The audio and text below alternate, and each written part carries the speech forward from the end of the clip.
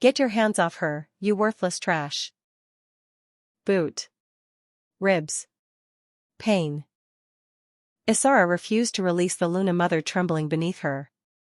Kalista's next kick never landed, Azrion's voice cut through the hall like thunder. What is happening here? Kalista whirled, tears already streaming. She attacked your mother. I couldn't stop her. 60 seconds ago, it had been Kalista doing the attacking. Now Ysara was about to pay for protecting the wrong person. If stories like this move you, subscribe to Seraphina's romance stories right now, you won't regret it. Get your worthless hands off her, you rejected piece of trash, Kalista hissed, venom dripping from every syllable. Ysara gasped through the pain, her vision blurring for a moment. Please, stop. She's hurting. Please don't hurt her anymore. She's your Alpha's mother. Think of her heart, she can't take this. But Kalista only laughed, a sound like claws scraping stone. She snatched an ornate silver chalice from the nearby table and hurled it across the hall. It shattered against the ancient wolf crest carved into the wall, missing Ysara's head by inches. Shards of silver rained down like frozen tears. Ysara flinched but refused to release Valindra. Lady Valindra, she whispered urgently, her voice breaking as she felt the old woman's frail body trembling beneath her protective embrace. I've got you. Breathe. Please breathe. Valindra's lips moved soundlessly, her weakened hands clutching at Ysara's worn tunic like a lifeline. The illness had stolen her words months ago, but her eyes spoke volumes, fear, gratitude, and a desperate plea for help. From the arched doorway, a voice cut through the chaos, low, controlled, dangerous. What is happening here? Alpha King Azrion Veltmar stood framed in the entrance, immaculate in black ceremonial armor still bearing the dust of the northern borders. His storm-gray eyes swept the scene with predatory precision, his mother cowering on the floor, his chosen mate trembling theatrically near the shattered chalice, and the rejected Omega kneeling with her arms wrapped around Valindra like a shield. The torchlight caught the sharp angles of his face, casting shadows that made him look more wolf than man. Kalista whirled toward him instantly, and in the space of a heartbeat, her entire demeanor transformed. The cruel sneer vanished, replaced by wide, glistening eyes and trembling lips. Her hand flew to her chest as if she could barely breathe. Azrion, thank the moon you're here, she gasped, her voice quivering with perfectly calibrated fear. I tried to stop her, but she attacked your mother. I couldn't pull her off. She's gone mad. That's not true.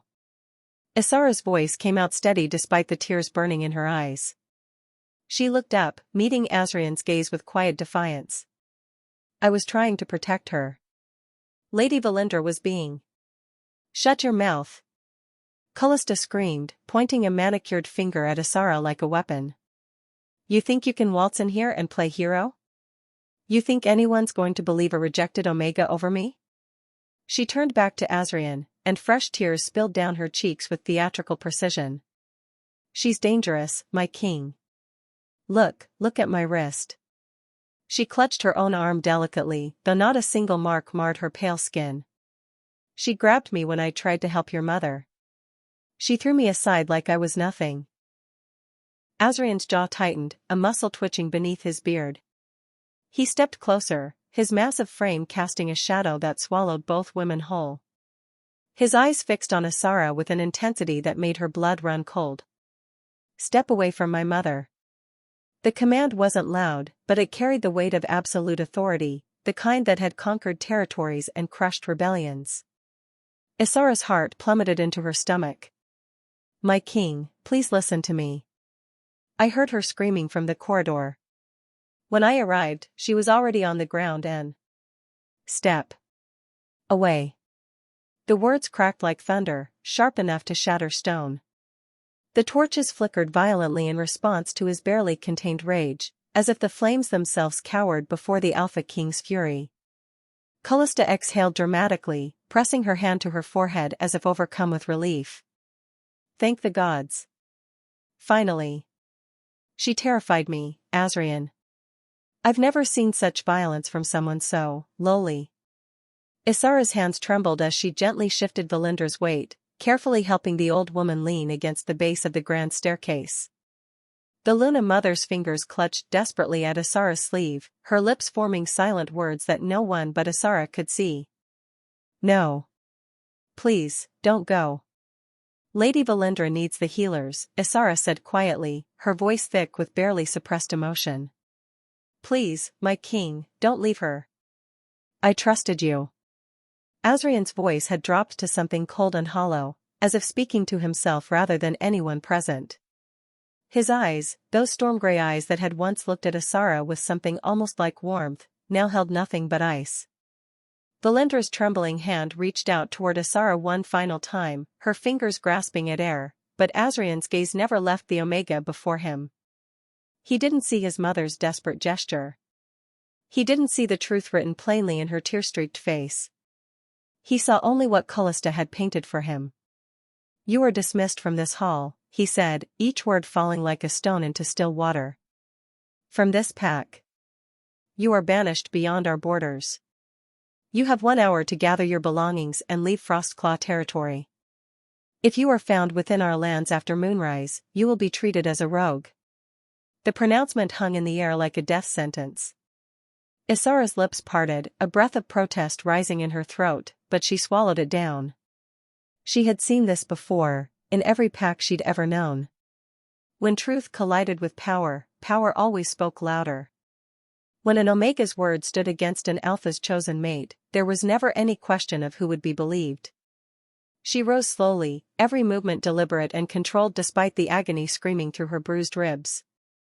She straightened her torn cloak with quiet dignity, lifted her chin, and met Azrion's eyes one final time. "I was only trying to help," she whispered. "I would never harm Lady Valindra. Never." Kalista stepped closer, her voice dropping to a razor-sharp whisper meant only for Ysara's ears. "Get out before I have the guards drag you out in chains. You've caused enough trouble, little Omega. This is what happens when people like you forget their place." Ysara's gaze shifted one last time to Valindra's stricken face, the old woman's mouth open in a silent scream, tears streaming down her weathered cheeks, her whole body shaking with the effort to form words that wouldn't come. Then Ysara looked back at Azrion's cold, unforgiving eyes. "Please," she said softly, her voice barely above a whisper. "Don't leave her alone with this woman again. I'm begging you." Silence answered her. Kalista's lips curved into the smallest, most triumphant smile. Ysara turned and walked out with her head held high, past Kalista's barely concealed satisfaction, past the ancient tapestries that had witnessed centuries of pack history, past the torchlit corridor where shattered silver glinted like broken promises on the stone floor. The great wooden doors slammed shut behind her with a finality that echoed through the fortress like thunder. Outside, the sky had darkened to the color of bruises.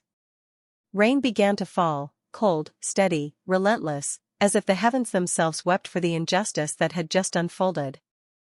Ysara's worn leather pack sat waiting at the base of the fortress steps, exactly where she'd left it that morning when the world still made sense.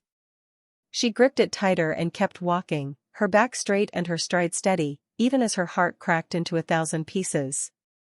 Behind her, in the shadow of the Frostclaw fortress where power and cruelty had won the day, the only person who had truly protected the Luna Mother was disappearing into the storm, carrying the weight of a crime she never committed, cast out for the sin of doing what was right. And inside those stone walls, in the silence that followed, Kalista Embervain smiled. If you can't stand people like Kalista who hurt the innocent and manipulate the truth, subscribe to Seraphina's romance stories right now and comment what time you're watching this. Let's stand together against injustice. Only manipulators and abusers would want you to miss what happens next. The rain still would not stop. Ysara crossed into the wildlands beyond Frostclaw territory as thunder rolled across the darkening sky like the growl of an angry god. The forest swallowed her whole, ancient trees towering overhead, their branches forming a canopy that offered little protection from the downpour. Cold water soaked through her cloak within minutes, plastering her dark hair against her face and neck. She kept walking.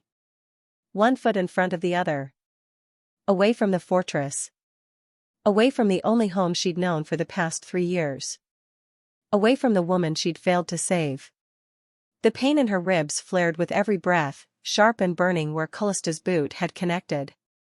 Ysara pressed her hand against her side and felt the swelling beneath her torn tunic, the bruise already spreading like spilled ink across her skin.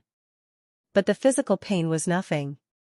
Nothing compared to the image burned into her mind, Valindra's trembling hand reaching out, her silent lips forming words that would never be heard, her eyes filled with terror as Ysara was dragged away from the only person who had ever shown her true kindness. Ysara stumbled, catching herself against a massive oak tree. Her vision blurred, whether from rain or tears, she couldn't tell anymore. She slid down the rough bark until she sat in the mud, her back against the ancient wood, her arms wrapped around her knees. Breathe, she told herself. Just breathe. But breathing hurt. Everything hurt. She closed her eyes, and memory rose unbidden from the depths of her grief. 3 weeks earlier. Valindra's private chambers, late at night when the rest of the pack slept. Come closer, child, the Luna Mother had whispered, her voice still strong then, before the illness had stolen it completely. I want to show you something no one else in this pack remembers. Ysara had approached cautiously, always aware of her place as the lowest-ranked Omega in the fortress. But Valindra had smiled, genuinely smiled, and patted the seat beside her. These are the old runes, Valindra explained, spreading a yellowed parchment across the table between them. Strange symbols glowed faintly in the candlelight, ancient and beautiful. The language of our ancestors, before packs divided into ranks and hierarchies. Before anyone believed that birth determined worth. Ysara had stared at the flowing script, transfixed. Why are you showing me this, my lady? Valindra's aged hand had covered Ysara's, warm and gentle. Because you see things others do not. Because you have a rare heart that refuses to harden, no matter how cruelly this world treats you. That is a gift, Ysara. Never let them convince you otherwise. That night, Valindra had slipped the delicate moonstone pendant from her own neck and pressed it into Ysara's palm. This has been worn by Luna Mothers for 7 generations, she whispered. It finds those worthy of its protection. Keep it close, child. You'll need it more than you know. Ysara had tried to refuse, she was unworthy of such an heirloom. But Valindra had closed Ysara's fingers around the pendant, her grip surprisingly strong. It is because you think you are unworthy that you are more worthy than anyone in this forsaken pack. Ysara opened her eyes, tears streaming freely now. She reached beneath her soaked tunic and pulled out the moonstone pendant. Even in the storm's darkness, it seemed to glow with an inner light, soft, silvery, constant. Like hope that refused to die. I'm sorry, Ysara whispered to the storm, to the forest, to the memory of the woman she'd left behind. I'm so sorry I couldn't protect you. The wind howled in response, and somewhere deep in her chest, something stirred. Her wolf. The presence she'd felt since birth but never fully awakened, suppressed by rejection, beaten down by years of being told she was less than nothing, silenced by the moon's choice of Kalista as Azrion's mate. But now, in her darkest moment, that presence rose. Not submissive. Not broken. Angry. Ysara gasped as power rippled through her body, unfamiliar, ancient, vast. Her wolf surged forward within her consciousness, and for the first time in her life, Ysara felt it clearly, this was no ordinary Omega wolf. This was something else entirely. The moonstone pendant grew warm against her skin, pulsing in rhythm with her heartbeat. The forest seemed to hold its breath. Even the rain slowed, droplets hanging suspended in the air like frozen tears. What's happening to me? Ysara breathed. The answer came not in words, but in sensation, a bone-deep certainty that she had been asleep her entire life, and something had just begun to wake her. Thunder cracked overhead, so loud it shook the ground beneath her. And there, carved into the bark of the tree directly across from where she sat, glowing with the same silvery light as her pendant, were ancient runes she recognized from Valindra's teachings. Fresh. Deliberate. Impossible. You are seen. You are not alone. The moon has not forgotten her true daughters. Ysara's breath caught. Her heart hammered against her bruised ribs. She scrambled to her feet, ignoring the pain, and approached the tree with trembling steps. She reached out to touch the glowing symbols. They vanished the moment her fingers made contact, dissolving into wisps of silver mist. But beneath them, carved deeper into the wood in a hand that was decidedly not supernatural, was a message in common script. Go to the Silverwood clearing at the next full moon. You will find answers. Someone is watching. Someone knows the truth. Ysara's hand flew to her mouth. Who had written this? How did they know where she would be? And why did the ancient runes appear first, as if confirming the message's authenticity? The rain resumed its relentless assault, washing away any trace of who might have been here. But Ysara no longer felt alone in the darkness. She pressed the moonstone pendant to her lips, then looked up at the storm-torn sky where the moon hid behind thick clouds. I don't understand what's happening, she whispered. But if there's even a chance I can help Lady Valindra, I'll take it. Her wolf stirred again, stronger now, more present. Not submissive. Not broken. Not anymore. Ysara pulled her cloak tighter and turned deeper into the wildlands, toward the ancient Silverwood clearing she'd heard whispered about in pack legends but never seen. Behind her, the Frostclaw fortress disappeared into rain and shadow. Ahead, mysteries waited in the darkness. And somewhere between exile and destiny, a rejected Omega began to realize she might be far more than anyone, including herself, had ever believed. If you believe good people shouldn't be punished for doing what's right while manipulators like Kalista get away with everything, drop a comment saying justice for Ysara right now. Only people who side with abusers and liars would want you to miss what happens when the truth finally comes to light. Subscribe to Seraphina's romance stories, stand with the innocent, not the cruel. The Luna Mother's chambers had never felt so suffocating. Alpha King Azrion Veltmar stood beside his mother's bed, his jaw tight, his hands clasped behind his back in the rigid military posture that had become second nature over years of command. The healers had left an hour ago, their work complete, their expressions carefully neutral as they bowed and retreated from the room. Everything was fine, they'd assured him. Lady Valindra was simply exhausted. She needed rest. Nothing more. But something gnawed at Azrion, something he couldn't name and refused to acknowledge. His mother lay motionless beneath silk covers, her breathing shallow, her eyes closed.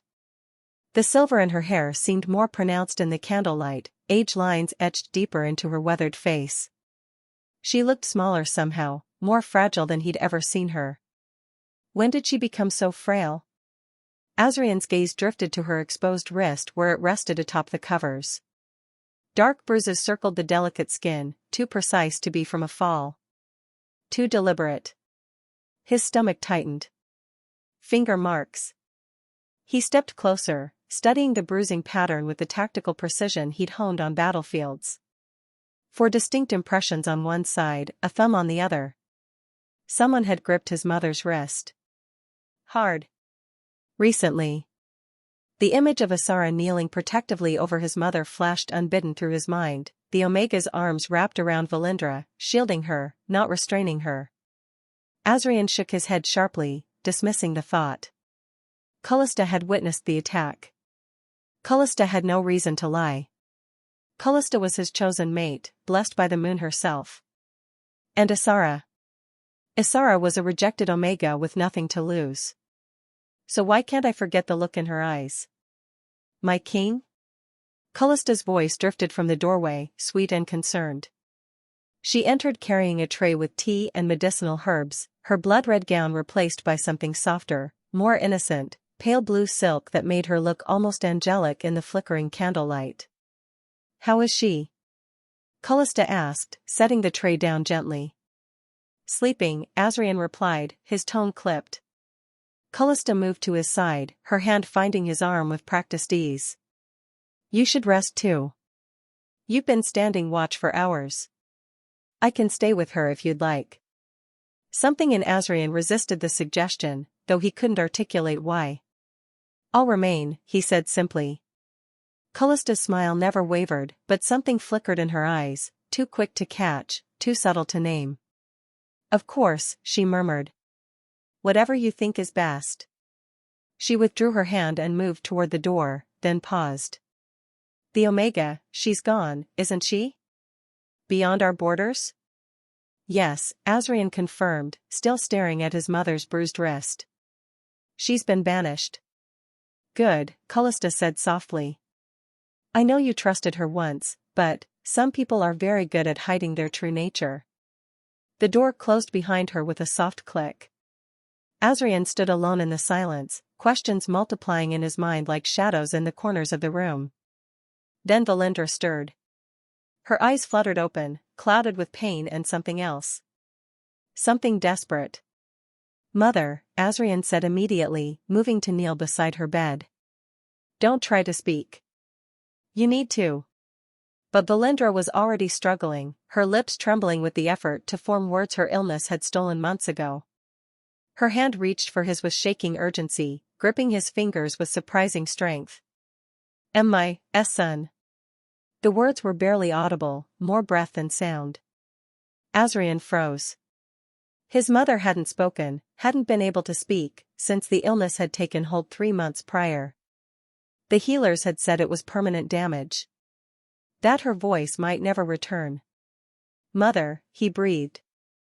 What? Why? Ysa. Azrion's heart stopped. Valindra's eyes filled with tears, her entire body trembling with the effort of forcing out the syllables that fought against her damaged throat. Ysara. The name hung in the air between them like an accusation. Ysara. Not Kalista. Not a cry for help against her attacker. Ysara. The first word his mother had spoken in months was the name of the Omega he had just exiled. Valindra's tears spilled over, tracking down her weathered cheeks. Her grip on his hand tightened desperately, her other hand rising to point weakly toward the door, toward the empty corridor where Ysara had walked away in silence. Azrion felt the foundation of his certainty crack. Mother, I don't understand. Are you saying? But Valindra's strength had already given out. Her eyes rolled back slightly, exhaustion claiming her, the effort of speaking those few syllables costing her everything she had. She fell back into unconsciousness, leaving Azrion kneeling beside her bed with a single name echoing in his mind and questions he didn't want to answer multiplying like wildfire. What if I was wrong? Hours later, after Azrion had finally left to attend to urgent pack business, the Luna Mother's chamber door opened once more. Kalista slipped inside, her movements graceful and silent as a hunting cat. She closed the door behind her with deliberate care, turning the lock with a soft click that sounded deafening in the quiet room. The sweet, concerned expression she'd worn all evening vanished like smoke. Her face transformed into something cold. Calculating. Cruel. Still alive, I see, Kalista murmured, approaching the bed where Valindra lay sleeping. How disappointing. She leaned down, her voice dropping to a venomous whisper meant only for the old woman's ears, though Valindra's eyes remained closed, whether from sleep or self-preservation. You just couldn't keep quiet, could you? Had to say her name. Had to try to tell him. Kallista's laugh was sharp and humorless. It doesn't matter. One word? From a sick old woman who hasn't spoken in months? He'll convince himself he misheard. That you were confused. Delirious. She straightened, walking to the window where moonlight spilled across the floor in silver pools. All you had to do was sign the succession documents, Kalista continued, her tone almost conversational now. Transfer the Luna rights to me before the mating ceremony. Such a simple thing. But you refused. You kept clutching your precious traditions, your outdated laws that say the Luna Mother chooses her successor. Kalista turned back toward the bed, her eyes glittering with malice. Well, I'm choosing myself. And once Azrion and I complete the mating bond, once I'm officially Luna Queen, there won't be anything you can do about it. You'll be a memory. A relic. Forgotten. She moved closer, her voice dropping to something darker. And if you try to tell him the truth, If you manage to force out any more words, I'll make sure he thinks you've lost your mind completely. Stroke patients often develop dementia, don't they? Such a tragedy. He'll have no choice but to place you in the elder dens, locked away for your own safety. You'll never see your son again. Valindra's fingers twitched beneath the covers, the only sign she'd heard every word. Kalista smiled, satisfied. Sleep well, old woman. Tomorrow I'll bring the documents again. And this time, you will sign them. She turned and glided toward the door, her mission complete, her confidence absolute. What Kalista didn't know, what she couldn't see in her arrogance, was the faint shimmer of ancient moonglass embedded in the carved wolf crest above the bed. A relic Valindra had activated weeks before, when she'd first sensed darkness in the woman her son had chosen. Recording sound. Recording shadow. Recording every threat, every confession, every word of Kalista's true nature. The truth Azrion needed to see. The evidence that would destroy the lie. If only someone knew to look. If you can't stand manipulators like Kalista who abuse the vulnerable and twist the truth to get what they want, comment Kalista must be exposed right now and subscribe to Seraphina's romance stories. Only people who support liars and abusers would want you to miss what happens when Azrion finally learns the truth. Stand against manipulation, hit that subscribe button. Azrion couldn't sleep. His mother's voice, broken, desperate, struggling to form a single name, haunted him through the darkest hours of the night. Ysara. Not a cry of fear. Not an accusation. Something else entirely. By dawn, he'd made his decision. He summoned his spymaster to the war room, a man named Corvus who had served 3 generations of Veltmars and knew how to uncover truths others wanted buried. I need you to investigate 2 people, Azrion said without preamble. Thoroughly. Discreetly. Report only to me. Corvus raised an eyebrow but nodded. Names? Ysara Thornwell. Azrion's jaw tightened. And Kalista Embervain. If Corvus was surprised, he didn't show it. How far back? Everything. From birth if necessary. The spymaster departed without another word. 3 days later, he returned. The report he laid on Azrion's desk was thin for Ysara, barely 2 pages. Orphaned at 6 years old.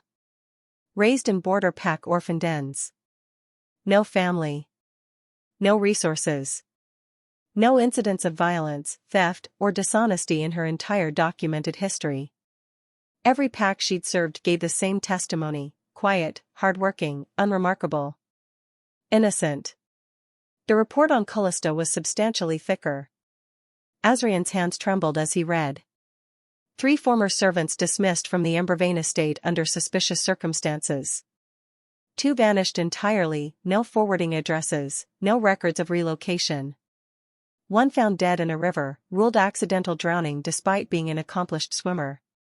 Multiple testimonies from estate staff describing Kalista's volatile temper, her obsession with status and power, her tendency toward cruelty when she believed no one was watching.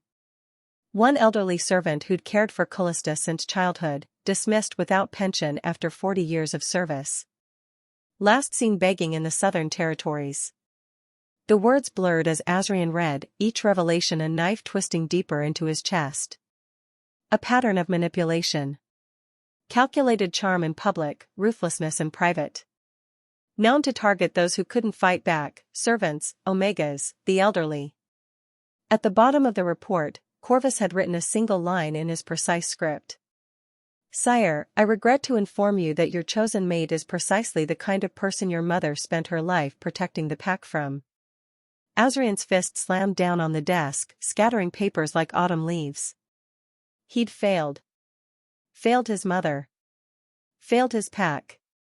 Failed every principle his father had taught him about justice and honor.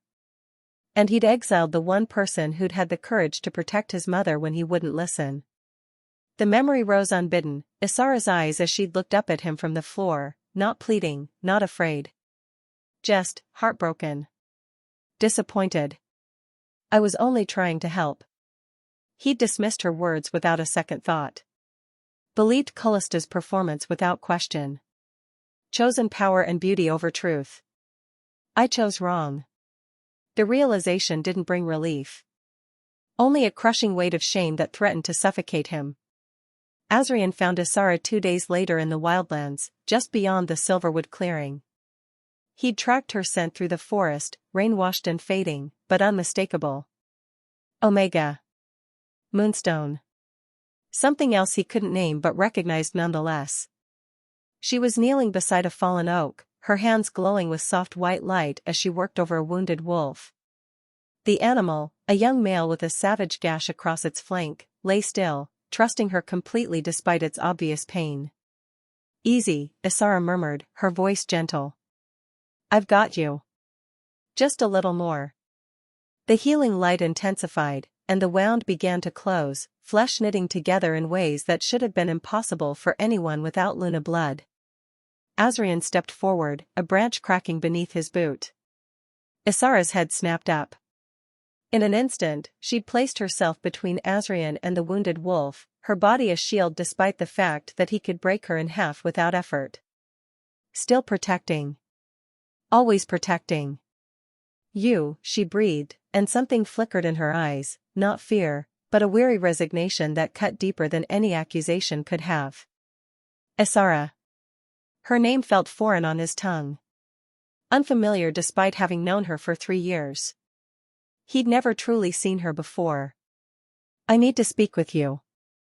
I'm beyond your borders, she said calmly, her chin lifting. I'm breaking no laws. You have no authority here. This isn't about authority. Then what is it about? Her voice remained steady, but he heard the exhaustion beneath it. Have you come to deliver more punishment? To make sure I understand my place? The words struck like physical blows. I came to, Azrion stopped, the apology dying in his throat. What could he possibly say that would undo what he'd done? Ysara waited, her hands still glowing faintly with healing magic she shouldn't possess. Tell me what happened that day, he said finally. The truth. A bitter smile touched her lips. Why? Would you believe me now when you didn't then? I'm asking. Ysara was silent for a long moment, studying him with those dark eyes that had haunted his sleep. Then she spoke, not with anger or desperation, but with the calm clarity of someone who had nothing left to lose. She told him everything. Kalista's cruelty. The threats. The violence. How she'd found Valindra cowering at the base of the stairs, already injured, already terrified. How she'd tried to shield her. How she'd begged Kalista to stop. I knew you wouldn't believe me, Ysara finished quietly. Power never believes the powerless. That's not how the world works. But I couldn't leave her. Even knowing what it would cost me, I couldn't walk away. Why? The question escaped before Azrion could stop it. Ysara's expression softened, and for a moment, she looked impossibly young. Because your mother showed me kindness when no one else did. Because she taught me that my worth wasn't determined by my rank. Because she deserved someone willing to protect her, even if that someone was just a rejected Omega nobody would believe. She turned back to the wounded wolf, her healing light resuming its gentle glow.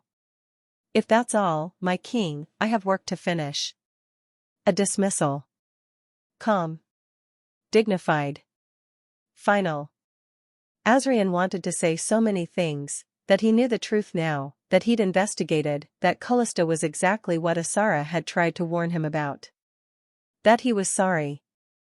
That he'd failed her and his mother both. But the words stuck in his throat like shards of glass. Because knowing the truth and acting on it were two different things. Because Kalista was still his chosen mate, blessed by the moon, bound to him by sacred law. Because undoing his mistake meant admitting to the entire pack that their Alpha King had been blind, foolish, unjust.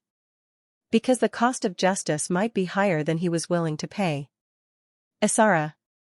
Please leave, she said softly, not looking at him. Your presence is upsetting him. She nodded to the wounded wolf, though they both knew that wasn't the real reason.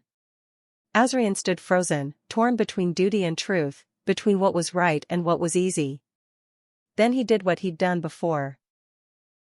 He turned and walked away, leaving Ysara kneeling in the forest with a wounded animal and the weight of his cowardice heavy in the space between them. Behind him, he heard the softest sound, not a sob, but something worse. A sigh of acceptance. Of resignation. She expected nothing different. And that truth wounded him more deeply than any blade ever could. If you believe powerful people should face consequences for their actions instead of getting away with everything while the innocent suffer, comment truth over power and subscribe to Seraphina's romance stories right now. Only people like Kalista, manipulators who protect their own interests over justice, would want you to miss what happens next. Stand for what's right. Hit subscribe. 3 nights later, the full moon rose over Frostclaw territory. The entire pack had gathered in the Great Hall for what Kalista had announced as her official Luna succession ceremony, the formal transfer of power from Valindra to herself before the mating bond was completed. Kalista stood radiant at the center of the hall in a gown of pure white, the succession documents spread before her on the ancient stone altar. Valindra sat in a chair beside her, pale and silent, her hands trembling in her lap. "My beloved pack," Kalista addressed the assembled wolves, her voice ringing with false humility. "Tonight, with Luna Mother Valindra's blessing, I accept the sacred responsibility of..." The moonglass flared.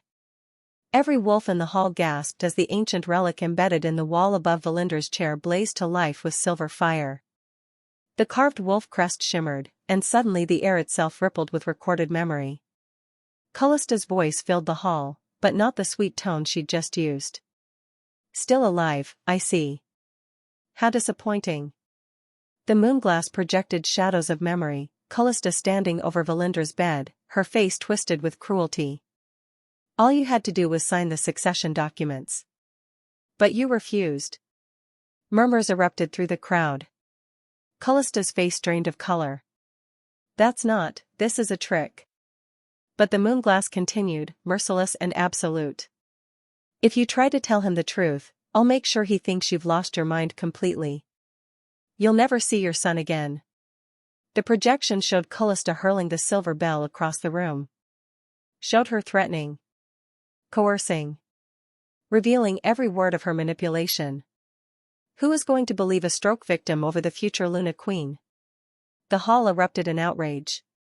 "Traitor!" She threatened the Luna Mother. "Deceiver!" Azrion stepped forward, his face carved from stone, his eyes blazing with fury he could no longer contain. "Kalista Embervain, you stand accused by your own words of lies." Kalista screamed, her composure shattering completely. "This is Omega magic. That worthless rejected." She never finished. The great doors of the hall slammed open. Ysara Thornwell stood framed in moonlight, her worn cloak replaced by robes that seemed woven from starlight itself. The moonstone pendant blazed at her throat, and behind her, the entire pack fell silent.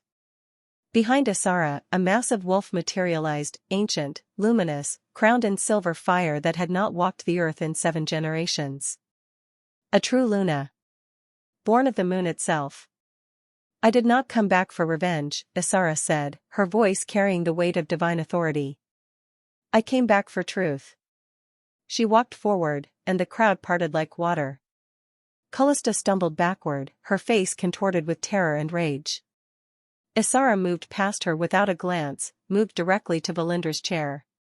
She knelt before the Luna Mother, taking the old woman's trembling hands in her own. "I'm here now," Ysara whispered. "You're safe." Valindra's eyes filled with tears. Her lips moved, and this time, strengthened by the moon's presence, her voice emerged clear and strong. "My daughter," she breathed. "My true Luna." The moonstone pendant flared, and suddenly everyone could see what Valindra had known for months. Ysara's wolf bore the ancient marks. The prophesied Luna. The one the moon had truly chosen. Rejected by mistake. Exiled by blindness. Returned by destiny. Azrion fell to his knees, not as an alpha asserting dominance, but as a son who had failed his mother and a king who had failed his people. Forgive me, he whispered, his voice breaking. Forgive me for my blindness. Ysara looked at him with eyes that held both sorrow and strength. Your mother forgives you, she said quietly. The moon forgives you.